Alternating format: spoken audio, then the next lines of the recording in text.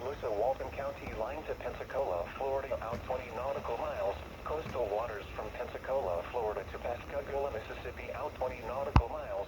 Pensacola Bay Area, including Santa Rosa Sound. Waters from Okaloosa, Walton County line to Pensacola, Florida, from 20 to 60 nautical miles. Waters from Pensacola, Florida to Pascagoula, Mississippi, from 20 to 60 nautical miles until 8:45 a.m. Central Daylight Time.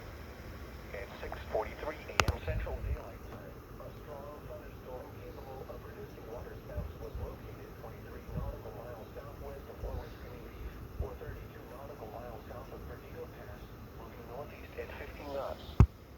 Hazard: waterspouts and wind gusts to 40 knots. Source: radar. Impact: waterspouts can easily overturn boats and create local hazardous seas. Small craft could be damaged in briefly higher winds and suddenly higher waves. Locations impacted include Pensacola Bay, Oriskany Reef, Pensacola Pass, Fort Pickens, East Bay, Escambia Bay, Pensacola Bay Bridge, Garcon Point Bridge, Pensacola Beach, and Navarre Beach.